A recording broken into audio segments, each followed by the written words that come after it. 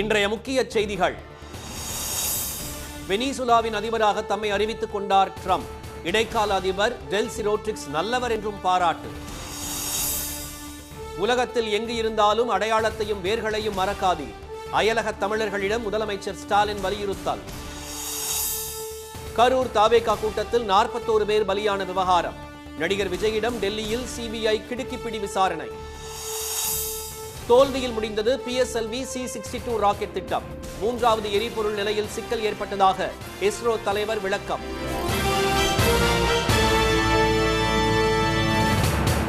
வணக்கம். வணக்கம். வெனிசுலாவின் அதிபராக தம்மை ட்ரம்ப் அறிவித்துக் கொண்டது சர்வதேச அளவில் அதிர்வலைகளை ஏற்படுத்தியுள்ளது.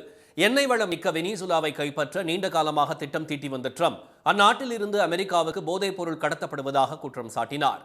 இதைத் தொடர்ந்து வெனிசுலா மீது கடந்த 3ஆம் தேதி திடீர் தாக்குதல் நடத்திய அமெரிக்க படைகள் அதிபர் நிக்கோலஸ் மதுரோ மற்றும் அவரது மனைவி சிலியா ஃப்ளோரஸ் ஆகியோரை கைது செய்தது.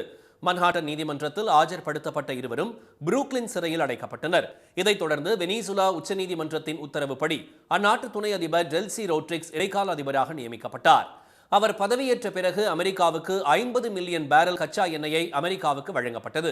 இந்நிலையில் விமானத்தில் செய்தியாளர்களிடம் பேசிய ட்ரம்ப் வெனிசுலாவின் இடைக்கால அதிபர் மிகவும் நல்லவர் என்று கூறினார். டெல்சியை விரைவில் சந்திக்க உள்ளதாகவும் 50 மில்லியன் பேரல் கச்சா எண்ணெயை எடுத்துக்கொள்ள முடியுமா என்று கேட்டதாகவும் அதற்கு சரி என்று தாம் கூறியதாகவும் தெரிவித்தார். இதனிடையே வெனிசுலாவின் அதிபராக தம்மை அறிவித்துக் கொண்ட பதிவு ஒன்றை ட்ரூத் சமூக வலைதளத்தில் ட்ரம்ப் பதிவிட்டுள்ளார். விக்கிபீடியாவில் வெனிசுலாவின் இடைக்கால அதிபர் என்று எடிட் செய்யப்பட்ட புகைப்படத்தை எடுத்து அதில் அவர் பதிவிட்டுள்ளார்.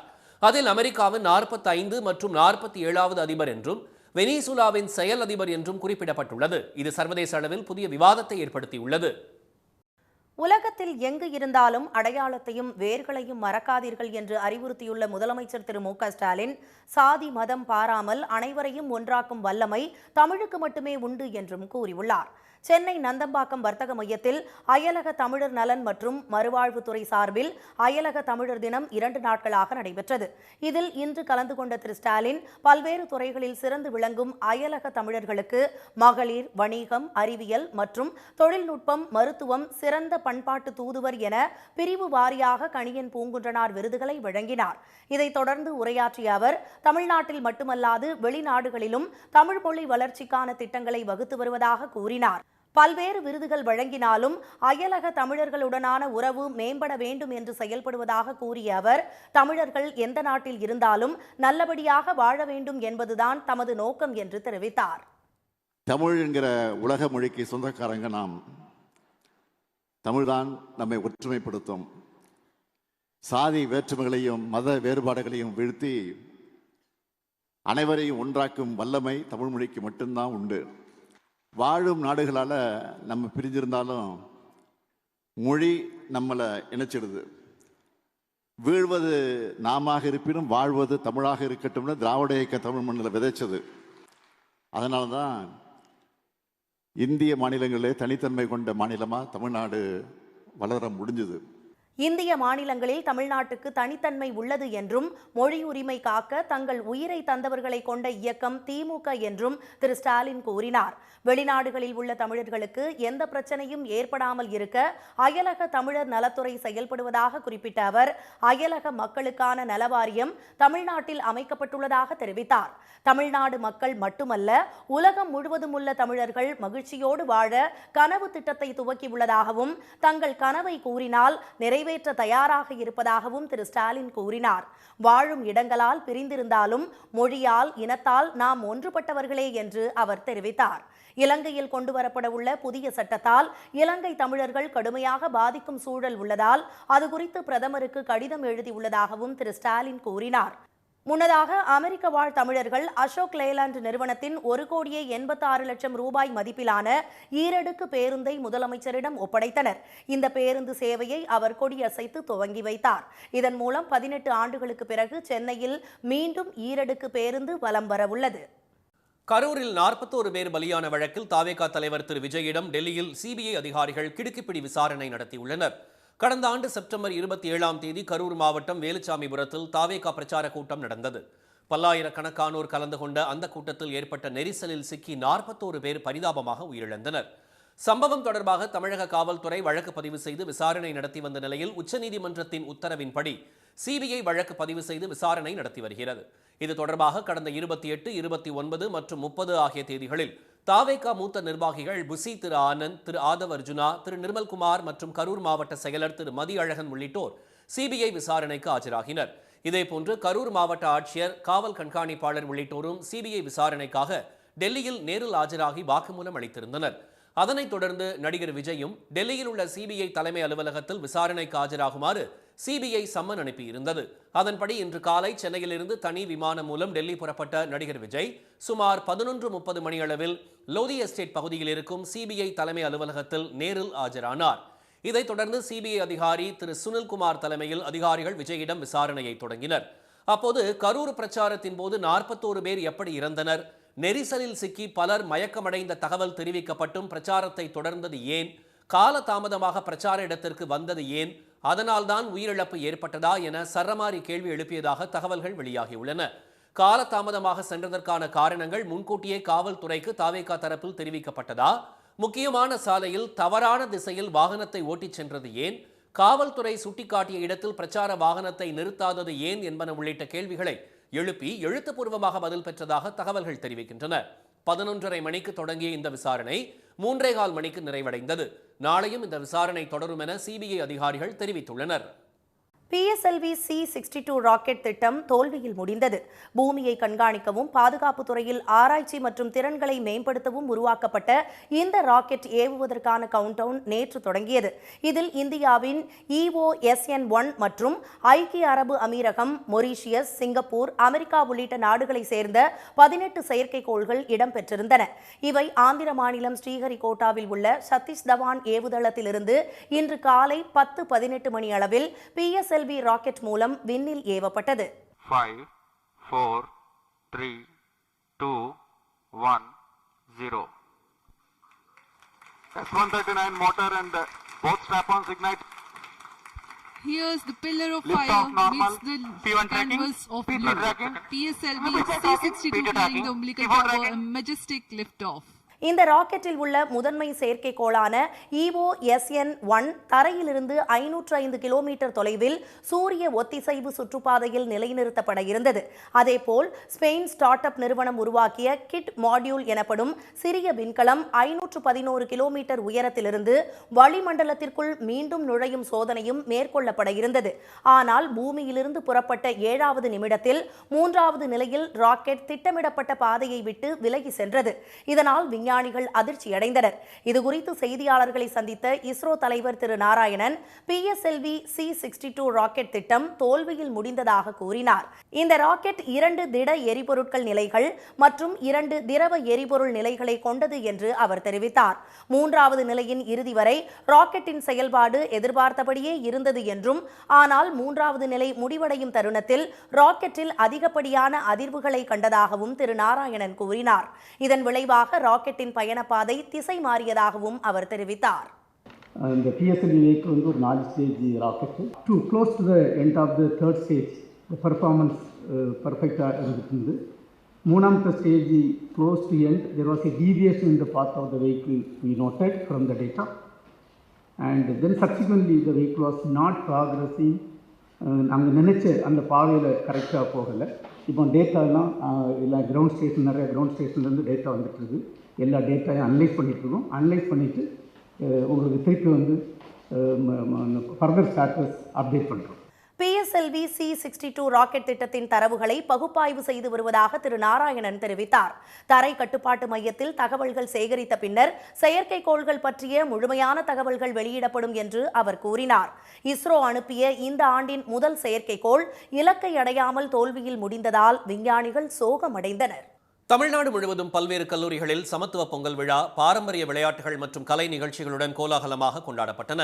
சென்னை அரும்பாக்கத்தில் உள்ள தனியார் கல்லூரியில் நடைபெற்ற பொங்கல் விழாவில் தமிழர்களின் கலாச்சாரம், பண்பாடு, வழிபாடு உள்ளிட்டவற்றை பறைசாற்றும் வகையில் சிறிய அளவில் கிராமம் போன்று வடிவமைக்கப்பட்டிருந்தது. கூரை வீடு, ஜல்லிக்கட்டு நடைபெறும் பகுதி, கோயில்கள், வயலில் நாற்று நடுதல் உள்ளிட்ட பல்வேறு அரங்குகள் பார்வையாளர்களை வெகுவாக கவர்ந்தன. இந்த விழாவில் பல ஆயிரம் மாணவிகள் பாரம்பரிய உடைகளுடன் பங்கேற்று சிலம்பம், உரியடி, கோலப்போட்டி உள்பட பல்வேறு போட்டிகளில் பங்கேற்று ஆட்டம் பாட்டத்துடன் ஆரவாரமாக பொங்கலை கொண்டாடினர். இங்கே வந்து உரியடித்தல், அதுக்கப்புறம் கிராமங்களுடைய மாதிரிகள் செய்து வைக்கிறது, சிலம்பாட்டம், நாட்டுப்புற நடனங்கள், வேர்க்கடலை உரித்தல் போட்டி, பூ தொடுக்கிற போட்டின்னு நிறைய கோல போட்டி, இன்னும் பல்வேறு போட்டிகள் இங்கே நடத்திட்டு இருக்கோம். எல்லாமே ரொம்ப சிறப்பாக இருக்குது. இல்லை வீட்டில் பார்த்தீங்கன்னா நம்ம தனியாக நம்ம குடும்பம் மட்டும்தான் வச்சு பண்ணுவோம். இங்கே பார்த்தீங்கன்னா எங்களோட சக மாணவர்கள் எல்லாரும் சேர்ந்து 16,000 பேரும் சேர்ந்து ஒன்றா இந்த பொங்கல் கொண்டாட்டத்தில் கலந்து கொண்டிருக்கிறது எங்களுக்கு ரொம்ப மகிழ்ச்சியாக இருக்குது. தாம்பரம் தனியார் பொறியியல் கல்லூரியில் பல்வேறு கலை நிகழ்ச்சிகளுடன் சமத்துவ பொங்கலிட்டு மாணவ மாணவிகள் மகிழ்ச்சியை பகிர்ந்து கொண்டனர். மயிலாட்டம், ஒயிலாட்டம், கரகாட்டம், கயிறு இழுத்தல் மற்றும் நடனம் மற்றும் விளையாட்டுப் போட்டிகள் என களை கட்டிய இந்த பொங்கல் நிகழ்ச்சியில் நடிகர் சூரி பங்கேற்று மாணவர்கள் மற்றும் கலைக்குழுக்களுடன் நடனமாடி உற்சாகப்படுத்தினார்.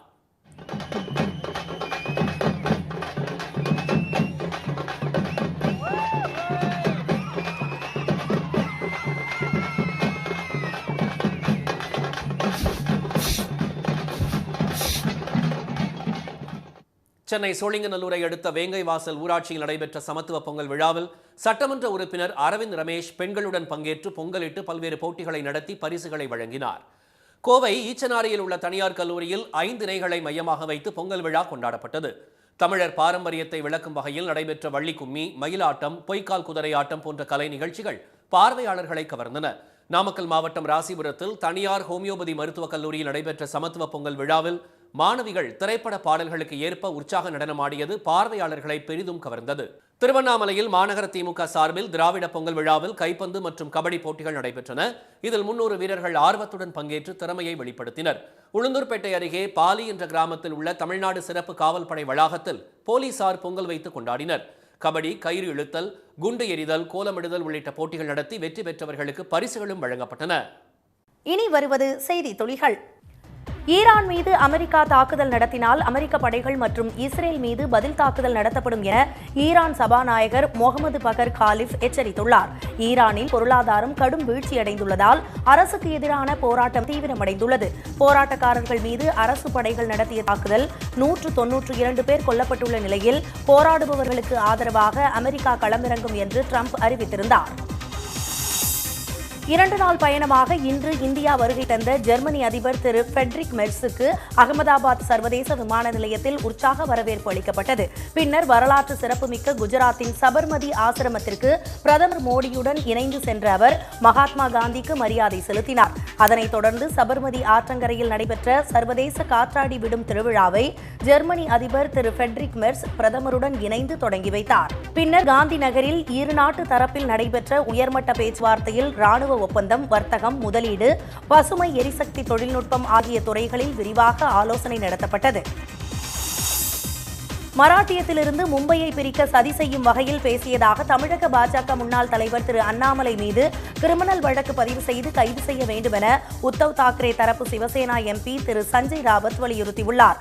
மும்பையை பிரித்து குஜராத்துடன் இணைக்க அதானியும் பாஜகவும் சதி செய்வதாக தாக்கரே தரப்பினர் கடுமையாக குற்றம் சாட்டி வரும் நிலையில் மும்பை உள்ளாட்சி தேர்தலில் பிரச்சாரம் செய்த திரு அண்ணாமலை மும்பை மாநகரம் மராட்டியத்திற்கு மட்டுமே சொந்தமானது அல்ல, அதன் பெயரை மீண்டும் பாம்பே என்று மாற்ற வேண்டும் என்று கூறியதால் எதிர்ப்பு கிளம்பியுள்ளது. அன்புமணி ஆதரவு எம்எல்ஏக்கள் 3 பேரை பாமகவிலிருந்து நீக்கி அக்கட்சியின் நிறுவனர் டாக்டர் ராமதாஸ் நடவடிக்கை எடுத்துள்ளார். அன்புமணியுடன் சேர்ந்து கட்சி விரோத நடவடிக்கைகளில் ஈடுபட்டதாக அவர்களிடம் ஒழுங்கு நடவடிக்கை குழு மூலம் விளக்கம் கேட்டு நோட்டீஸ் அனுப்பப்பட்டது. ஆனால் அந்த கடிதத்திற்கு எம்எல்ஏக்கள் திரு சிவகுமார், திரு சதாசிவம், திரு வெங்கடேஸ்வரன் ஆகிய 3 பேரும் பதில் அளிக்காததால் அவர்களை அடிப்படை உறுப்பினர் உள்ளிட்ட அனைத்து பதவிகளிலிருந்து நீக்குவதாக டாக்டர் ராமதாஸ் தரப்பு பாமக பொதுச் செயலாளர் திரு முரளி சங்கர் அறிவித்துள்ளார். நடிகர் கமலஹாசனின் பெயர் மற்றும் புகைப்படங்களை வர்த்தக ரீதியில் பயன்படுத்த இடைக்கால தடை விதித்து சென்னை உயர்நீதிமன்றம் உத்தரவிட்டுள்ளது.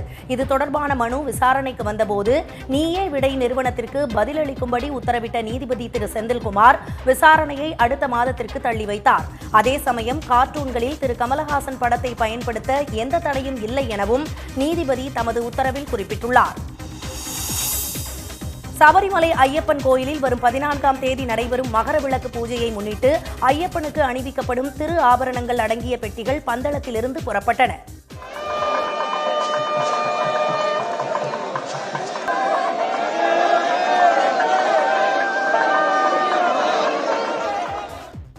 ஆபரண பெட்டிகளை தலைச்சுமையாக 80 கிலோமீட்டர் எடுத்துச் செல்பவர்கள் பந்தளராஜ குடும்பத்தினரிடம் வாழ்த்து பெற்றனர். இந்த திரு ஆபரண பெட்டிகள் பக்தர்களின் பார்வைக்காக வரும் 20ஆம் தேதி வரை சபரிமலை சன்னிதானத்திலும் 22ஆம் தேதி பெண்கள் பார்வையிடும் வகையில் பெருநாடு பகுதியிலும் வைக்கப்பட உள்ளன.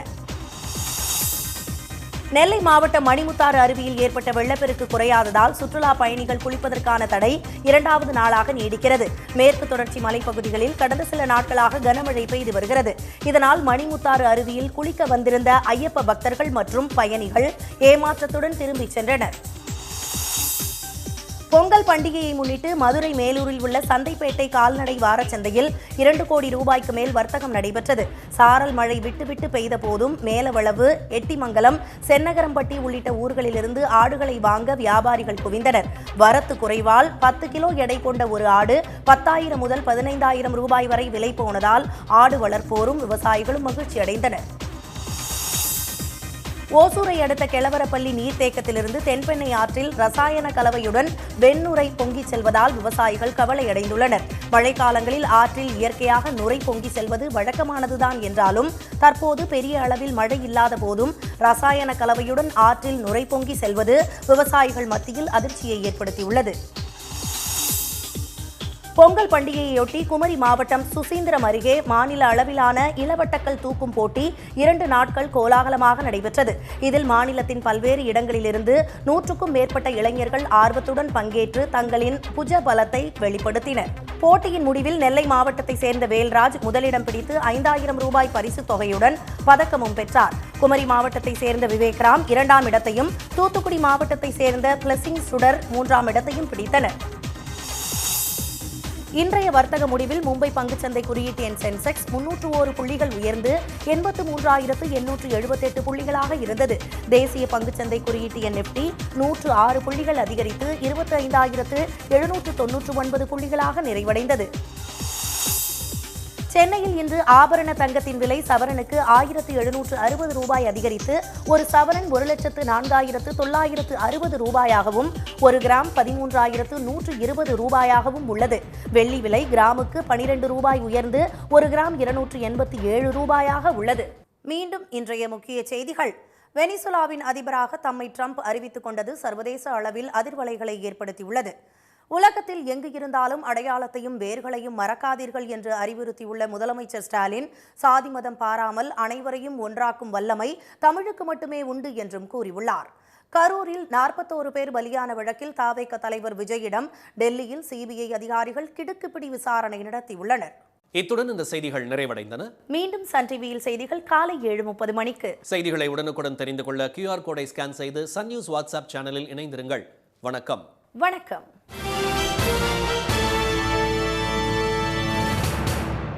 உடனுக்குடன் செய்திகளை தெரிந்து கொள்ள சன் நியூஸ் பெல் ஐகானை கிளிக் பண்ணுங்க.